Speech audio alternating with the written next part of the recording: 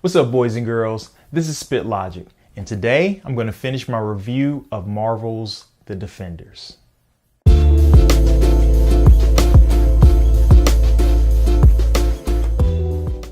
I've already reviewed episodes 1 through 4 of The Defenders in an earlier video.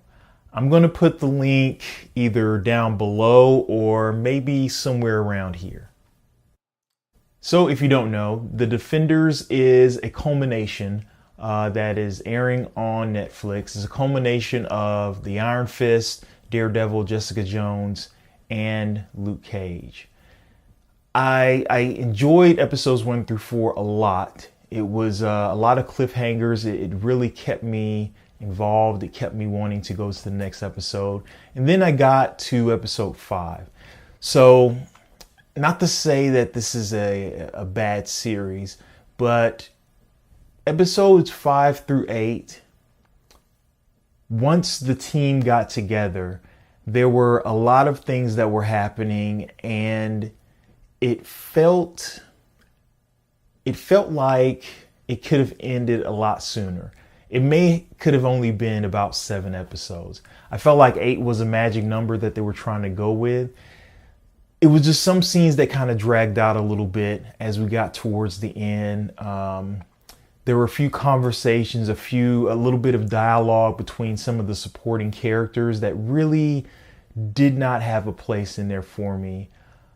But overall, I was still entertained. I was still wanting to see what was going to happen next. So a thing about Marvel's The Defenders, and one thing that I will probably say every single time that I am viewing something, is that for me as a plot point, I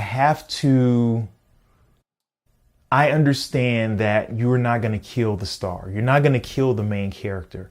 That is why you have a show, is because you have a main character. If the main character dies, then the show is over. So when there are these situations, when there are things going on with the heroes that puts their lives in danger, I know they're not going to die. I know that the Iron Fist is not going to get killed. Luke Cage is not going to get killed. Jessica Jones or the Daredevil is not going to get killed. When their life is threatened, it doesn't affect me at all. My heart doesn't race. I don't think, oh my goodness, this person is going to die.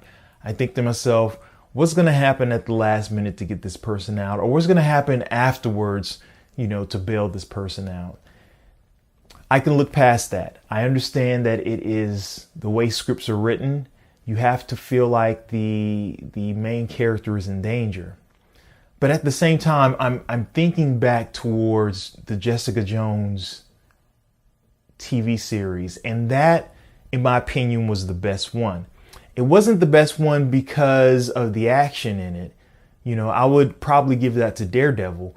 But with Jessica Jones, there was never... You knew that her life wasn't necessarily in danger, but you knew that her livelihood was in danger. The things that she went through in the Jessica Jones series made you feel tense that I don't want her to go back to that life. And that part was more threatening than her being killed. In this, it was just really violence. It was just, threatening for someone to be killed. So getting back to the performances of everyone there, this was probably the best series that the Iron Fist characters were in, with the exception of his sidekick. So I wasn't a big fan of the Iron Fist. I thought it was probably the worst of all the Netflix shows. I really was a little bit annoyed with the relationship that the Iron Fist and his sidekick had. It wasn't consistent enough for me.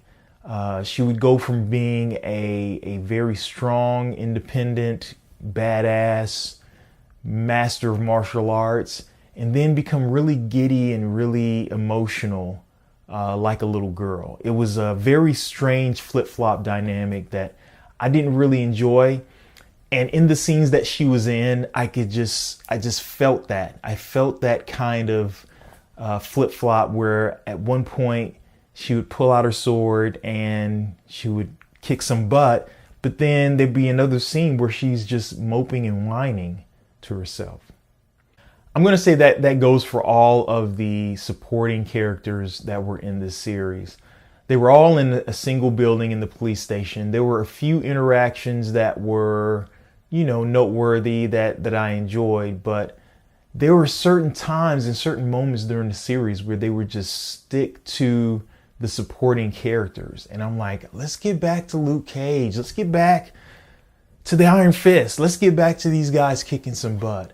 And it kind of fell a little short for me. But then again, I just felt like there was too much that they were using in those episodes that could have been shortened down and maybe had like 7 or 6 episodes as opposed to 8.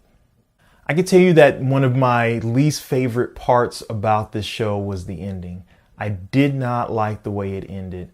I knew once it ended the way it did, I knew what it was going to end up at the end. And then the ending kind of dragged off. So it ended, the heroes saved the day, so to speak, and then there's like this prologue of what everybody's doing after all this stuff happens. And for me, I was a little underwhelmed, and I was sitting here looking at the minutes to see how much longer I had before the final episode was over. It was kind of anticlimactic. And then this big reveal, this big twist happens at the end that wasn't even really a big twist or a big reveal. I'm just looking like, yep, I knew it. That's exactly why you were dragging this on.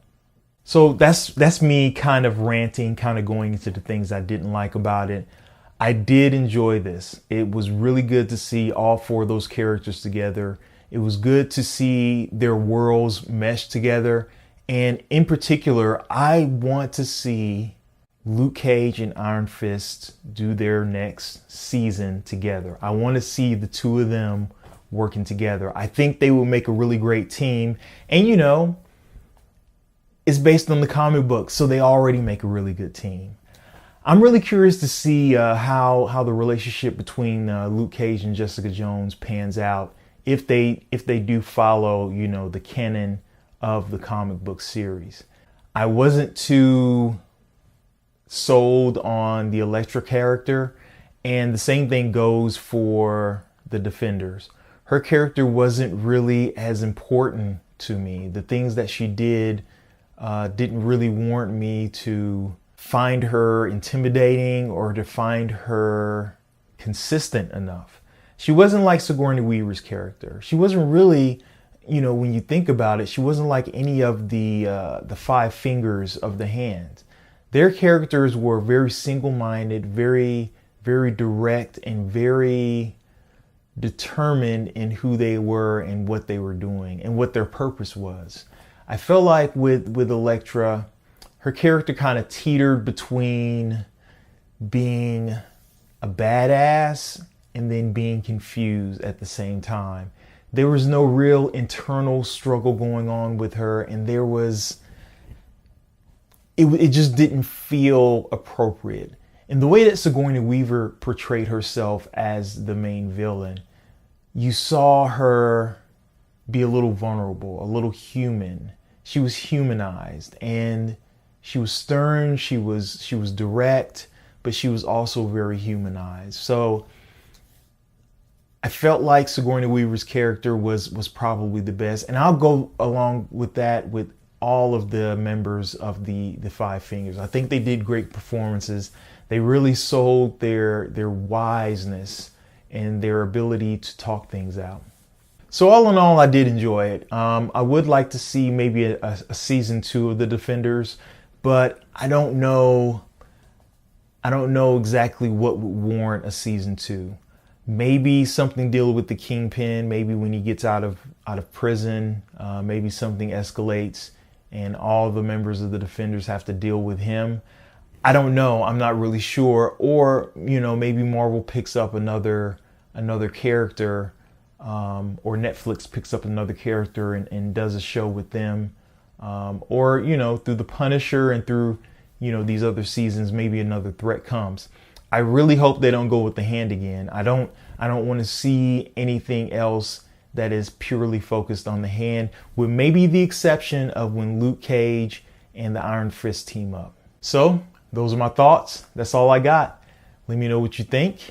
Thanks for watching, and until next time, peace.